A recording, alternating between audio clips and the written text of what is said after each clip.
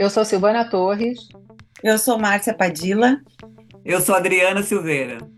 e nessa segunda temporada do Associação Livre, nosso objetivo é trazer temas relevantes da contemporaneidade.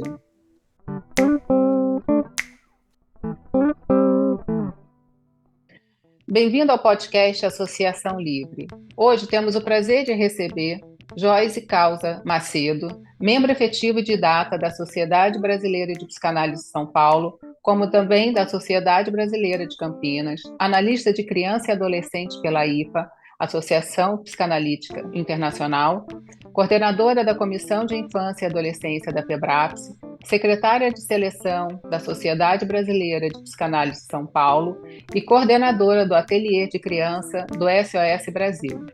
Vamos mergulhar em um tema essencial e urgente: como a era digital está moldando a vida de crianças e adolescentes e os desafios e oportunidades que essa transformação traz. Fiquem conosco e vamos juntos explorar esse universo digital. Bem-vinda, Joyce, ao podcast Associação Livre. É um prazer tê-la aqui conosco. Joyce, um ambiente familiar saudável e aberto pode proporcionar uma base sólida para o desenvolvimento emocional dos jovens. Quando os adolescentes se sentem apoiados e compreendidos, são menos propensos a buscar validação nas redes sociais. Em contraste, se a dinâmica familiar for marcada por conflitos, falta de comunicação ou desinteresse, os jovens podem se voltar para as redes sociais em busca de apoio e aceitação. Como você vê a influência da dinâmica familiar e a vulnerabilidade dos jovens em relação às redes sociais e de que maneira isso pode afetar suas interações e saúde mental? Bom, em primeiro lugar, eu quero agradecer o convite. É um prazer falar de um assunto tão difícil que nos toma muito tempo nos dias de hoje. Então, refletir sobre esse tema, né, é muito desafiador, que é a crescente influência das redes, jogos eletrônicos e outras tecnologias, como a inteligência artificial, na vida, principalmente do adolescente. De 2018 para cá, eu queria contar uma historinha antes até de responder.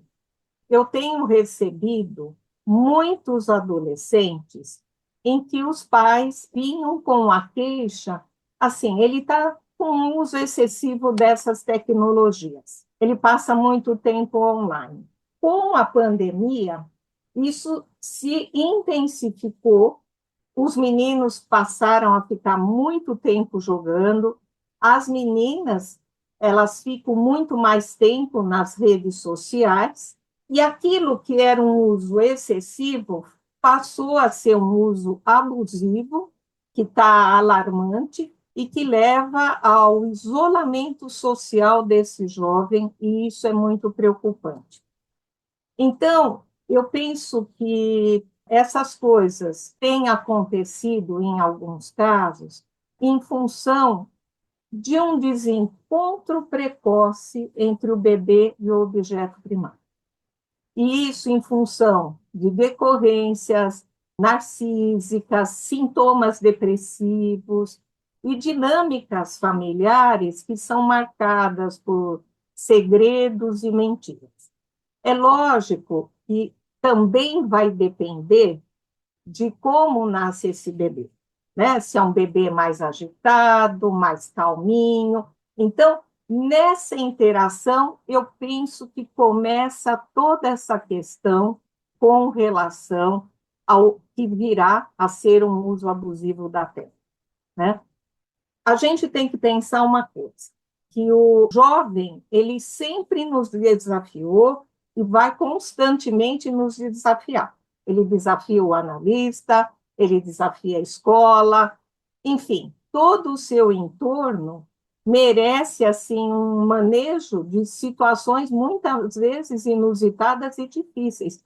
Nesse momento, o que está se apresentando como difícil é essa questão dessa adesividade do jovem à tela. Quando a gente trabalha com adolescentes, a gente tem que pensar que eles vão remeter a todos que com ele convivem a experiências muito arcaicas, que a qualquer momento elas vão irromper no meio ambiente. Tem uma frase do Canciper que eu gosto muito de citar, e ele fala o seguinte: que o que é silenciado durante a infância, ele costuma gritar na adolescência. Ou seja, ficou não resolvido nos primórdios da mente desse jovem, volta como se fosse um vulcão na adolescência. Então, aquilo que tinha sido deixado quietinho, tudo, ele vai se transformar num clamor muito intenso do jovem, né? E vai se manifestar através de comportamentos, emoções, desafios que vão refletir as questões não lidadas, os sentimentos não expressos, ou como o Ogden fala, as lágrimas não derramadas nos primeiros anos de vida. A gente sabe que a formação da identidade é um longo e precioso processo que vai estruturar o nosso psiquismo, né? E isso nos acompanha durante toda a nossa existência. A gente precisa relembrar que os processos identificatórios, eles ocorrem nos anos iniciais da vida, e eles serão intensificados na adolescência. Então, o jovem vai assimilar novas identificações, novos modelos significativos, e é como se o jovem fosse bater isso num liquidificador e misturar com aquela identidade de outrora. Então, a identidade antecedente, ela vai ser reintegrada no psiquismo, agora de uma nova maneira, e aí é que está o perigo, né, das redes sociais, porque com quem que o jovem vai se identificar? Porque ele está vivendo um momento catastrófico. Veja, sair do período de latência, entrar na adolescência, faz com que esse jovem ele vivencie uma crise de identidade muito grande e se instale um momento de luto em todos, né? Então, o que acontece? Adolescência, tempo de ressignificações, reformulação da vida, em que os pais, para esse jovem, eles deixam de ser tão idealizados como eles já o foram pelo jovem. E os pais vão querer ainda que o filho seja encaixado numa determinada forma. Então, por exemplo, se, usando como uma metáfora, se os pais pensavam que o filho seria uma forma de coração, eles estão vendo na adolescência que esse filho se transformou num coelho e ele não se encaixa mais naquela tão sonhada forma que os pais queriam para ele.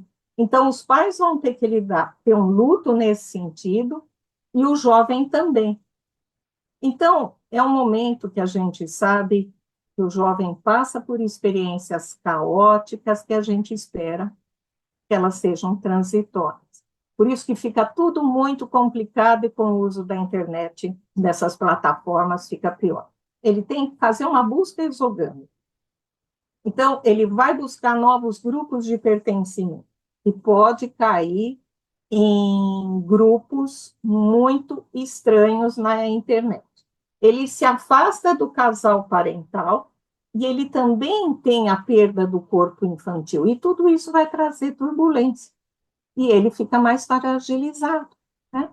Então, eles vão transitar de um lugar conhecido e seguro para adentrar numa aventura perigosa, que é se tornar adolescente. Eles vão desbravar um novo mundo e, ao mesmo tempo, vão estar mortos de medo.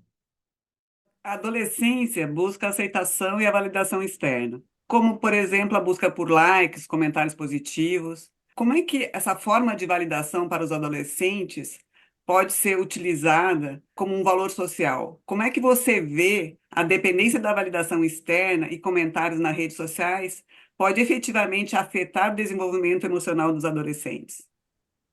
Bom, a gente está falando muito do impacto, né, dessas redes sociais no processo de construção da subjetividade do adolescente.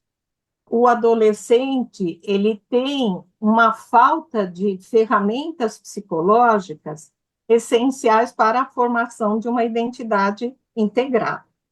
Esse sistema alienante que hoje muitos jovens eles estão inseridos e do qual eles estão dependentes, mostra que essas transformações sociais, ideológicas, trazidas pela revolução tecnológica, acabaram acarretando um excesso à vida do adolescente.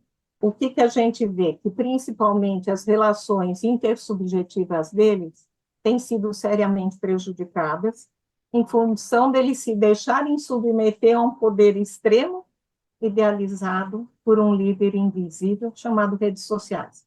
Então, eles deixam de, vamos pôr entre aspas, seguir os pais para seguir as redes sociais. Então, é trocar 6 por meia dúzia, né? E é fundamental que a gente reflita profundamente sobre o meio em que a gente está inserido para que a gente não seja levado pela correnteza desse mundo moderno, nos transformando em soldados que agem sem questionar, que é o Monte de Lá. Tem um filme que eu acho muito interessante, que eu não sei se vocês assistiram, que ele se chama Feios. É um filme que ele é ambientado num futuro distópico, né? Onde a sociedade valoriza a beleza extrema, né? E vai solicitar que aqueles jovens, quando eles tiverem, eu acho que é 15 ou 16 anos, eles passem a fazer uma cirurgia plástica obrigatória para eles se tornarem perfeitos. Então, eu penso que isso, né, dessa questão de que o quanto essas redes sociais podem afetar o desenvolvimento emocional dos adolescentes, eu acho que fica muito bem expresso nesse filme, porque eu acho que principalmente as meninas, né, elas ficam muito mais sugestionadas ao número de likes que elas recebem, os meninos não se importam tanto, mas elas sim, e elas viram refém, né, dessas inovações tecnológicas, né? E aí elas passam, como no filme, né, a seguir ordens e tendências sem considerar as reais implicações que tudo isso pode ter. Então, a gente, como psicanalista, pais, educadores, a gente precisa estar muito atento para evitar que a gente seja engolido por essa dinâmica em que o jovem, muitas vezes, não preserva, né, a sua autonomia de pensamento, a sua capacidade de refletir sobre as mudanças, né, ao nosso redor. Por quê? O quanto tudo isso pode roubar e dominar a vida emocional do jovem, porque o jovem ainda ele não tem um ego integrado, ele está mais vulnerável. E para ele se distanciar um dos outros é muito fácil. Vocês vejam que muitas vezes a gente vê jovens que acabam até se desumanizando, eles tornam-se capazes de violência, eles apresentam condutas perversas, em que a gente vê que o ser humano acaba se tornando um objeto coisificado para eles, a quem é necessário denegrir, ridicularizar, e eles pegam isso e mostram como um troféu fetichista, né? Então, espalham todas aquelas, às vezes, fotos de meninas nuas na internet. Tem também uma outra série muito interessante, essa já é mais antiga, mas era aquela série Merli. E no Merli, que é aquele professor, passa na Espanha, e é um professor de filosofia que a cada aula ele fala sobre um filósofo. E nisso aparece uma aluna em que tira uma foto dela nua lá e o namoradinho espalha tudo aquilo na internet, né? Então, o jovem ele fica muito adicto, né, desse sistema que acaba dirigindo então a vida social, privada e subjetiva dele. Queria também acrescentar uma coisa que ficou faltando, né?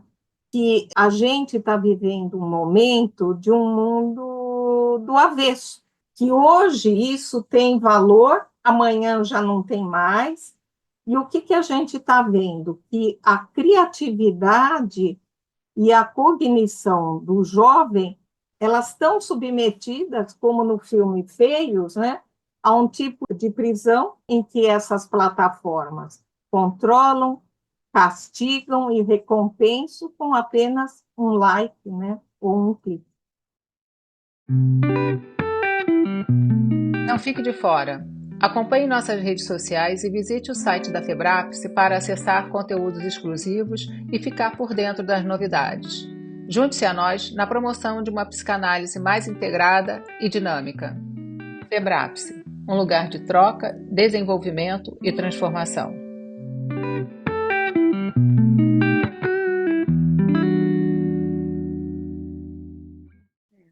Oi, Joyce. Muito bom estar te ouvindo, né, nesse assunto tão importante, tão atual. E a minha pergunta, assim, como tu dissesse antes, né, uma das tarefas importantes na adolescência é integrar a personalidade, adquirir, né, uma identidade própria. E as redes sociais permitem que os jovens experimentem diferentes facetas da sua identidade. Mas isso também pode levar a uma sensação de fragmentação. Essa alternância entre diferentes identidades pode dificultar a construção de uma autoimagem coerente? Então, essa alternância entre diferentes identidades, sim, ela pode dificultar a construção de uma autoimagem integral. Eu diria, desse jovem poder ter um verdadeiro self. Porque se ele acaba, a cada grupo que ele frequenta ou que ele entra na internet, ele acaba se moldando de acordo com esse grupo, né? Eu costumo falar que é como se fosse um camaleão, muda de cor de acordo com o lugar onde está. Nessa mudança constante entre papéis e comportamentos, pode aparecer justamente essa sensação de fragmentação, que vai levar a uma dificuldade e percepções consistentes ao longo do tempo, ela pode, nesses casos, se tornar confusa ou instável, resultando em inseguranças ou crises de identidade. E aí, quando esse jovem sai da tela e ele vai para o mundo real, as coisas são completamente diferentes, né? Porque eu costumo falar, o jovem muitas vezes nem sabe se ele está falando com alguém real, com alguém da idade dele, ou se ele até está falando com uma inteligência artificial, né? Porque a gente tem que pensar uma outra coisa, que já faz tempo que as redes sociais, elas deixaram o que talvez algum dia elas pretendiam ser, né? Vocês vejam que hoje a gente não conhece todo mundo que está na nossa rede social e que a gente chama de amigos, né? Vocês imaginem o jovem que deixa, vamos dizer, a porta, vamos pôr entre aspas, a porta aberta, que eles nem regulam quem entra nessas redes deles. Então, quem que a gente vai chamar realmente de amigo? E o jovem, para ele, todo mundo é amigo, né? Uma outra questão importante é que, antigamente, falava-se que tudo isso, essas redes sociais, seriam um recurso auxiliar para a educação e a socialização, mas vocês vejam que hoje elas ocupam um lugar central na vida do jovem e dominam o cotidiano deles. Tem até um videozinho que andou circulando um tempo no Instagram, que aparecia um monte de gente, tudo olhando, né, no celular, e tinha um buraco, e elas iam caindo dentro daquele buraco. A gente tem que pensar que toda essa invasão tecnológica que a gente tem, né, elas têm um impacto muito grande no desenvolvimento psíquico, emocional, ela vai influenciar a identidade do jovem, a interação social, e até mesmo as formas de expressão do sofrimento psíquico. Então, vocês vejam, o número de jovens que cometem o cutting, tem aumentado muito. Então, esse uso excessivo e inadequado, a gente está vendo aí um aumento muito grande de queixas de ansiedade e principalmente de isolamento social, e esse jovem acaba, né? A adolescência é uma oportunidade que a gente tem na vida de exercer tudo isso, de treinar a vir a ser um adulto, e se o jovem fica fazendo isso no computador, atrás de uma tela, grudado, ele fica sem recursos para estar realmente no mundo real. Joyce, além de estar na formação em psicanálise, eu sou da área de tecnologia, sou professora na universidade na área de tecnologia. E uma das coisas que a gente vê, né, é que o jovem está submetido às redes sociais, está submetido aos aplicativos e jogos, e os pais são geralmente analfabetos digitais, né? Então, eles não conseguem identificar o que que é bom ou não. Então, existem, por exemplo, serious games, que são jogos que delimitam, por exemplo, prazo, tempo em que o adolescente pode ficar exposto. Em contrapartida, tem outros jogos que fazem exatamente o contrário.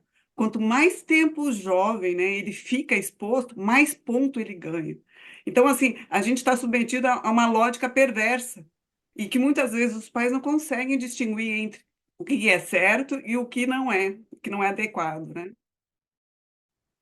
Joyce, as redes sociais são frequentemente, né, repletas de informações imprecisas e tendenciosas, né, o que pode levar os jovens a formarem opiniões baseadas em dados não verificados e enganosos.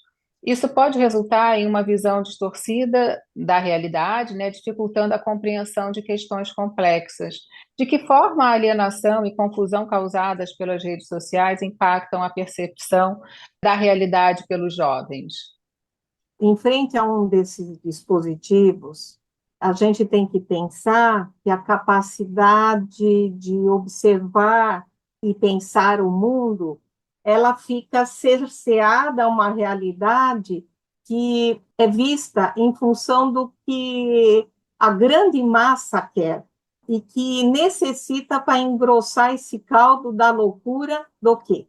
Algo terrível, né? Que é o narcisismo, o individualismo e essa sociedade espetáculo. Eu tenho observado muito, né, que o jovem hoje, ele tem uma dificuldade, por exemplo, ele vai te explicar algo. Ele fala assim, pera um pouquinho, deixa eu te mostrar. Ele tem muita dificuldade, por exemplo, ele quer me falar sobre um cachorro. Ele já quer me mostrar qual é o cachorro que ele está falando. E tudo isso atrapalha o desenvolvimento daquele jovem, porque a parte dele falar aquele cachorro é peludo, tudo, para que eu, ou mesmo ele, possa imaginar, acaba ficando ruim, né? Então, essa questão tecnológica, ela leva à alienação, à confusão, fazendo com que as pessoas repitam, e não é só as pessoas, o jovem também, de forma absoluta o que determinada notícia quer conduzir. Então, a gente está vivendo num mundo cindido, em que a violência está banalizada e ela acaba destruindo mentes e corpos das novas gerações através desse sistema perverso, sedutor, que manipula de forma sorrateira, e a gente sabe disso muito bem, que às vezes uma mentira acaba tendo mais peso do que uma verdade. Isso é muito paradoxal, né? Porque estando num mundo virtual, o pensamento, né, fica concreto e ele vai perdendo a cognição e a sua criatividade, né? É muito engraçado isso, não? Porque se você for pensar na internet ou na tela, né, o jovem ele fica de uma forma adesiva. E se você fica de uma forma adesiva, é só a gente lembrar lá da dimensionalidade do Meltzer, né? Se você fica de uma forma bidimensional na tela, eu costumo falar, né, e essa pessoa não desenvolve uma bolsa mental. A bolsa mental, aí sim, se eu tenho uma bolsa mental, eu posso ter mais criatividade, a minha cognição, ela fica mais desenvolvida. Mas se eu estou lá coladinho com a tela, imagine assim, nariz com nariz, o que pode dar, né? Joyce, eu não sei se a gente pode falar que os jovens representam diversas identidades por meio dos seus avatares, né? Eu tenho visto, assim, por exemplo, quando os jovens jogam, assim, é notória a mudança comportamental. Muitas vezes no jogo eles se tornam mais comunicativos, mais explosivos, agressivos e impulsivos. A gente até vê jogos, por exemplo, como o GTA, né, onde quanto mais regras sociais são quebradas, mais pontos o jovem ganha, né?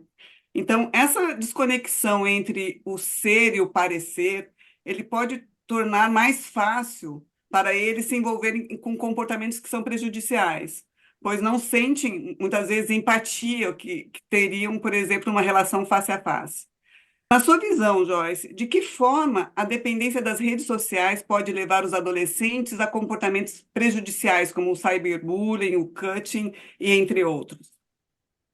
Bom, então a gente tem que pensar, né, que quando tudo isso, né, é usado primeiro de forma em demasia, que gera dependência, tal qual o álcool e as drogas.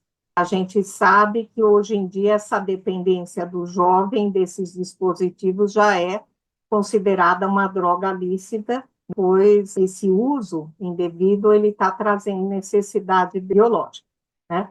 Então, esse uso excessivo das telas, eu acho que isso é bom a gente frisar, ele prejudica, né, o desenvolvimento intelectual, emocional e físico desse jovem.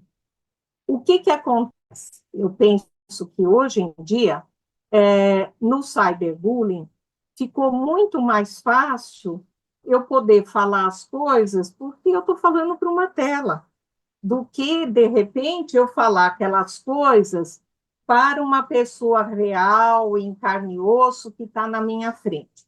Mas você passava por um bullying na escola, ele saía da escola, acabava aqui, né? Ele ia, sei lá, jogar futebol, ele ia para o conservatório, não tinha em outros lugares. Hoje em dia é 24 horas aquilo em cima da cabeça de alguém que tem um ego fragilizado e que a gente vê que eles vão sofrendo muitas humilhações, né? E eles se tornam vítimas de uma ira, de um ódio coletivo que hostiliza. A gente tem vários exemplos, desde jovens que se tiraram a vida e que tem ainda hoje em dia aquela cultura do cancelamento, né? Que vai submeter aqueles que pensam de uma forma diferente, eles são completamente cancelados, né? Então, eu acho que o cyberbullying ele tem um efeito colossal na vida desses seres humanos que eles estão em formação. A gente sabe que tudo que cai na rede, ele se espalha como um rastilho de pólvora, né? E na cultura do cancelamento, né, você vê que deixam, né, de dar suporte a uma pessoa ou a um grupo em função do que ela postou, desde sobre ela ou sobre alguém. Ser diferente virou um caso muito sério. Então, a gente está numa cultura que elimina o outro a nada, e aí, se você pensar desigual e pensar de um modo criativo, você é malhado, e aí o debate tem que ficar reduzido a bolhas que vão conversar sempre sobre o mesmo, que é aceito por todo mundo. Então, o que acontece? O jovem tem muito medo, né, de não ser aceito. Não ser aceito é um golpe narcísico. E também quando esses jovens não aceitam que o outro é diferente, eles também estão, de uma certa forma, impondo o narcisismo deles aos outros, né? Tanto é que foi esse ano que foi sancionada a lei que até inclui, né, o crime, né, de bullying, cyberbullying, né? mas só a lei não vai adiantar, né? Eu acho que a gente tem que pensar muito a respeito disso, né? E a gente está fazendo hoje aqui é um grão de areia, né? Tem uma coisa, acho que foi no início do ano, foi na Folha, que vai ser lançado um brinquedo chamado Grok, e ele será vendido como o amigo da criança. E, na realidade, ele é inteligência artificial generativa e que tem um sistema, né, que vai poder, esse brinquedo, ele vai aprender com as crianças e conversar com as crianças a respeito das emoções, sentimentos dela. Então, isso é muito perigoso. A gente precisa desenvolver muitas ferramentas para poder lidar com essas questões.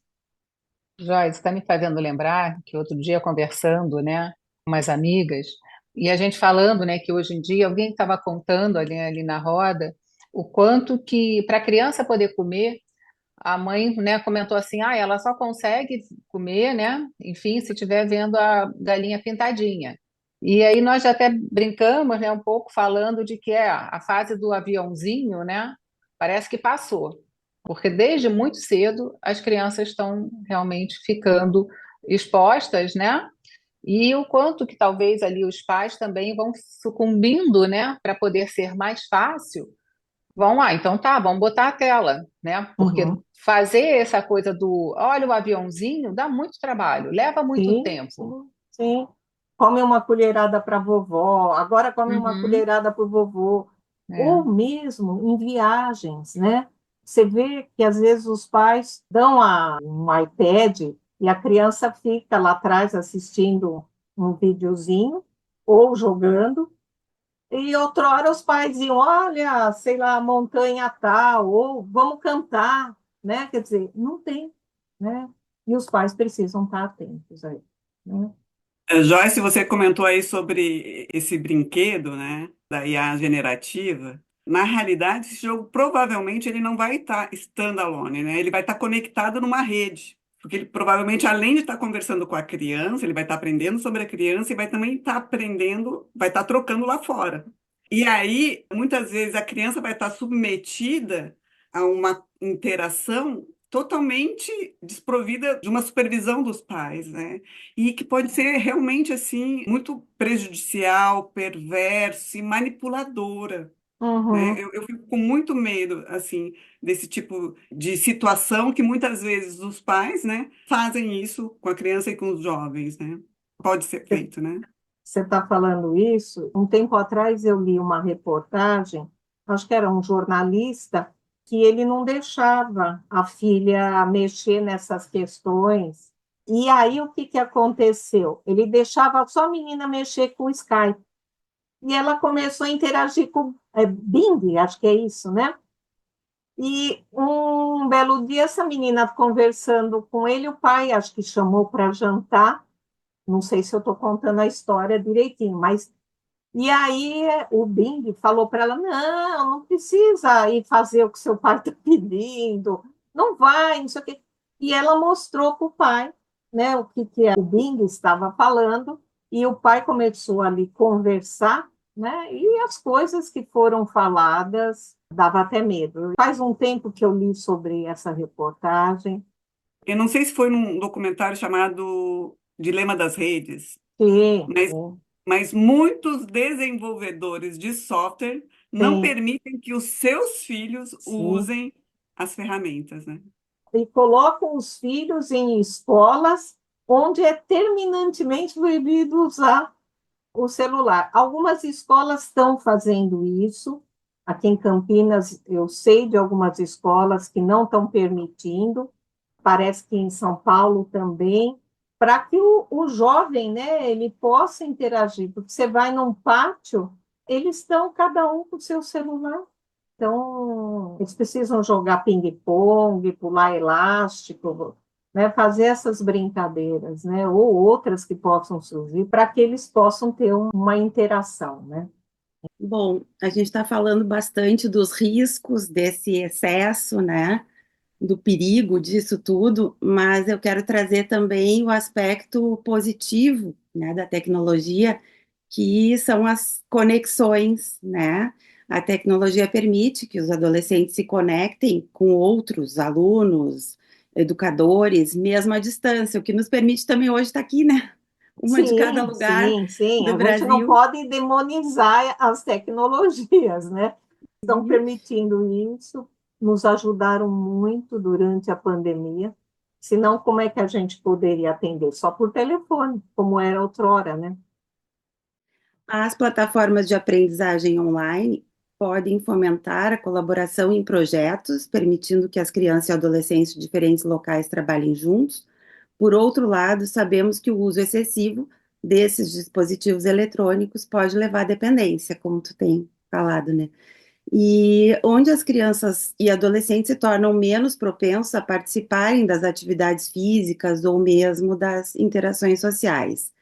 Então, dentro desse contexto, quais estratégias os pais e os educadores podem adotar para equilibrar o uso da tecnologia na educação das crianças e adolescentes? Ou mesmo até, como tu disseste, algumas escolas estão restringindo ou proibindo, né, Uhum. o uso dentro de sala. Então, esse é um como equilibrar, né? Eu acho que antes de falar de qualquer estratégia, tem algo que acontece bem antes. E vejam, embora muitos jovens, eles chegam no nosso consultório pelas mãos dos pais, com a queixa do uso abusivo desses aplicativos, jogos eletrônicos, há, por outro lado, uma clara manutenção e incentivo desse comportamento. Por quê? A gente constantemente ouve, ou de parentes, de amigos, acabei de dar um jogo eletrônico novo para o meu filho. Eu comprei um monitor de última geração, porque ele precisa aprimorar aquela experiência de jogo, né? Tem um teclado que saiu agora. Os pais compram. Então, esses presentes, né, muitas vezes eles são dados como recompensas ou como formas de entretenimento, eles acabam reforçando esse ciclo do uso das tecnologias, né? Então, a gente vê que tem uma ambivalência nas atitudes dos pais, que ao mesmo tempo eles se preocupam, e é legítima a preocupação deles com as tecnologias, mas, por outro lado, eles alimentam esse veículo. E eles não percebem, muitas vezes, essa contradição, né? Então, o que eu acho que uma estratégia é os pais questionarem até que ponto eles estão conscientes do papel que eles desempenham na manutenção desse uso excessivo e quais as expectativas que eles projetam nos filhos em relação à tecnologia como uma ferramenta de educação e entretenimento, né? Então, uma estratégia é o tratamento do jovem, ele envolve uma reflexão da dinâmica familiar e a forma como esses pais lidam com essas questões do mundo digital. A gente vê em filme, em minissérie, às vezes você vê cenas que são do cotidiano, fala assim, à noite a gente fica tudo junto, a família. O pai está no computador, terminando o trabalho, a mãe está conversando com uma amiga no celular, o filho está jogando e a TV está ligada. Estão todos no mesmo ambiente, mas ninguém está interagindo com ninguém, né? Ou aquelas cenas, né, que muito comuns, que a gente vai nos restaurantes, né, e você vê lá os jovens, eles estão conversando, sei lá, com o cara que está na outra ponta, eles são incapazes de levantar, mas eles estão mandando a mensagem lá para o cara, e eles não estão interagindo entre eles. Vejam, a gente tem que adiar a idade que esses filhos vão receber os smartphones, a gente tem que adiar a entrada do jovem nas redes, isso é importante. E as escolas estão começando a fazer uma parte importante, e às vezes muitos pais não entendem isso, né? Ah, eu preciso, por exemplo, né, quando a escola fala, não vai usar o celular. Ah, mas eu preciso me comunicar com os filhos. Como é que faziam os nossos pais outrora? Como é que se comunicavam? Ligando para o telefone fixo da escola, né? Então, a gente vai ter que rever muita coisa. Eu acho que eu estou falando um tiquinho aqui de coisa e tem muito pela frente. Joyce, eu tenho percebido, né, também cada vez mais, né, você estava falando dessa ambiguidade, né, dos pais, né, quanto que eles acabam, talvez sem perceber, vão incentivando esse uso, né, das redes sociais, né. Cada vez mais cedo, né, as crianças estão recebendo o smartphone. Eu vejo crianças com 8, 9 anos já desfilando com a última tecnologia, né, e dos smartphones. Qual a idade que você acha que é, vamos dizer assim, o ideal, né, para que esses jovens, né, recebam o primeiro smartphone, vamos dizer assim? Smartphone não, tô falando até, eu acho que já fazendo até propaganda, né, mas, né? Olha, eu acho que em torno de uns 10 anos, mas limitando o que esse celular pode ser feito, né? Então, é Uhum. só para chamada, né? Não entrar em redes sociais. E porque é a mesma coisa se você dá e tem um monte de recursos, né? Um celular, eles são muito rápidos. A gente é um troglodita para mexer com esses aplicativos, todas essas coisas, né? Eles pescam, ainda mais essa geração Z que nasceu, né, nesse meio.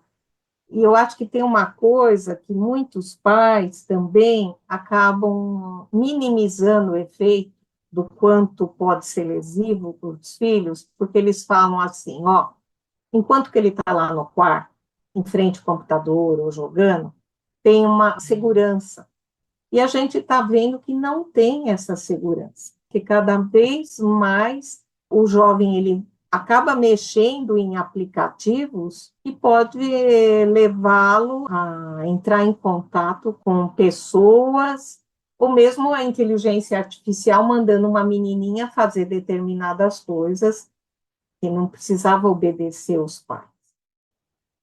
Joyce, isso me fez lembrar, né, um papo também que nós estávamos conversando aqui nos bastidores, né, antes de você entrar, do quanto os jovens, né, eles estão cada vez mais realmente expostos, e com isso, quer dizer, umas décadas atrás, para se acessar, para se ter acesso a uma revista masculina, teria que ter 18 anos, as revistas eram lacradas, né, tal, os filmes, né, as fitas, enfim, ficavam numa área reservada, então, só a partir dos 18 anos é que poderia, né? Tinha que apresentar, enfim, identidade, isso tudo, para poder ter acesso. Hoje Uhum. em dia, com a internet, enfim, né, com os jovens com smartphone, eles acabam tendo acesso cada vez mais cedo à pornografia. O quanto que isso tem trazido realmente de dificuldade, né? Não sei se você tem algum dado, se você poderia falar um pouquinho para a gente, né? O quanto que isso pode influenciar, ou quanto isso já está influenciando, né, nessa interação dos meninos com as meninas, né? Para dali a um pouco, enfim, estarem namorando, né? Essa proximidade, né? Eu não sei se você teria alguma coisa para trazer aqui, enfim, conversar com a gente. Então, o que eu vejo é que quando eles entram nesses lugares e eles às vezes até formam um avatar lá de uma mulher perfeita, linda e maravilhosa que tem X características e que depois, na realidade, eles não vão encontrar aquela mulher e fica mais fácil aquilo que aparece naquele outro filme belíssimo que é o Her, que o Joaquim Fênix fez há um tempo atrás, né? Aquele filme trouxe essa questão, porque é mais fácil, né? Eu me relacionar com um ser que não é de verdade, né? Você vê, é uma coisa tão terrível, né? Porque se perde o cheiro, se perde o abraço e fica com algo só nesse mundo virtual, né? Alguns jovens vão mais para essa coisa da pornografia, mas também tem uma diminuição, parece, da libido do jovem, que fica mais tempo grudada em outras coisas, e não é como outrora, né? Mesmo você vê, dirigir eles não fazem questão. Eu acho que eu vim de uma época em que eu não via a hora de ter 18 anos para poder dirigir, né? Então, eu acho que hoje o jovem ele fica menos exposto a riscos, por exemplo, do que a minha geração ficou exposta, porque ele fica nesse mundo. Vocês vejam, até as casas, né? As pessoas ficam fechadas no condomínio, fica tudo muito isolado, né? Está me fazendo lembrar que hoje, mais cedo, né, eu estava folheando ali, né, o jornal e não li a reportagem toda, mas me fez lembrar essa coisa dos jovens, dessa interação, né? E aí é um grupo de amigos que se reúnem, se eu não me engano, acho que há 56 anos, desde muito jovens, eles se reuniam para tomar cerveja todas as quintas-feiras e eles falavam de futebol e de sexo. E que hoje em dia eles se reúnem para falar de artrose, enfim, né, tal, de dores, não sei o quê, mas é essa diferença das gerações, né? Que enfim, é um grupo de amigos que se reúnem há décadas, né? E estão ali presentes, todos juntos, né? E como você falou, hoje em dia está todo mundo na mesma mesa, mas na verdade ninguém está interagindo com ninguém ali. O quanto que essa proximidade, na verdade, não quer dizer que está realmente junto, né? Que está ali. A questão do vínculo humano está ficando para trás, né? Agora, a gente tem que pensar, né, que tudo isso é para o bem e para o mal. Como a gente se protege do mal, daquilo que pode ser lesivo, e ajuda esses jovens e essas crianças, e a gente mesmo, né, a se proteger, e como a gente pode extrair o que elas podem, como bem lembrado aqui hoje, a gente só está aqui junto conversando porque estamos online, né? Seria muito complicado estarmos todas juntas, né? Uma do Sul, uma do Rio, eu aqui de Campinas. Você falou, né, no início da entrevista, sobre a questão da ansiedade na relação mãe e bebê, né? Que o que a gente está assistindo hoje seria uma consequência desse relacionamento que não foi bem estabelecido. Eu estava lendo umas pesquisas sobre a adicção digital e fala assim que realmente uma das consequências da adicção a jogos eletrônicos, às redes sociais, é a ansiedade e a depressão. Você acha que isso é uma repetição? Como é que você vê isso? Você veja uma coisa, vamos pegar o caso de uma mãe que ela está deprimida. Essa mãe, ela não vai libidinizar como ela libidinizaria um bebê se ela não estivesse deprimida. Então, é como se ficasse uma marca na mente desse ser humano.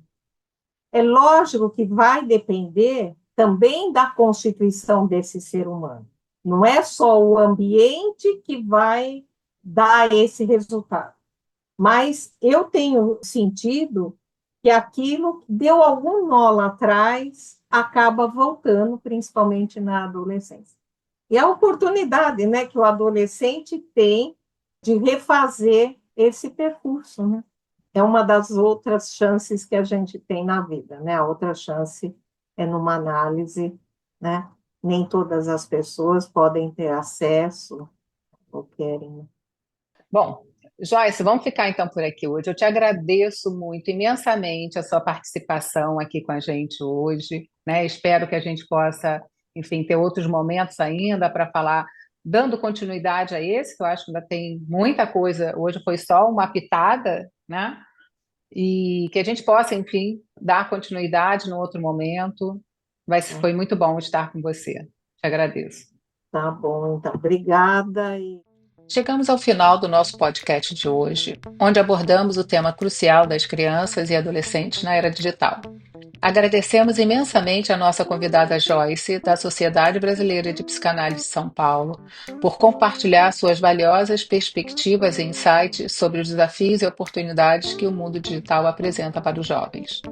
Discutimos a importância de um ambiente familiar saudável e aberto para o desenvolvimento emocional dos adolescentes. e como a dinâmica familiar pode influenciar a relação dos jovens com as redes sociais. Também exploramos a busca por validação externa e o impacto disso no desenvolvimento emocional dos adolescentes. Falamos sobre a identidade flutuante proporcionada pelas redes sociais e como isso pode dificultar a construção de uma autoimagem coerente. A exposição a informações distorcidas e seu impacto na percepção da realidade dos jovens foi outro ponto abordado. Além disso, discutimos a desconexão emocional que pode ocorrer nas interações digitais, tornando os jovens mais vulneráveis a comportamentos prejudiciais como o cyberbullying e o cutting. E por último, exploramos a conexão e colaboração proporcionadas pela tecnologia na educação, destacando a necessidade de equilibrar o uso da tecnologia para evitar a dependência e promover um desenvolvimento saudável. Esperamos que essa conversa tenha sido esclarecedora e inspiradora para pais, educadores e todos aqueles que têm um papel na vida das crianças e adolescentes. A tecnologia traz inúmeros benefícios, mas é crucial que saibamos como utilizá-la de maneira equilibrada e consciente. Obrigada por nos acompanhar e até o próximo episódio.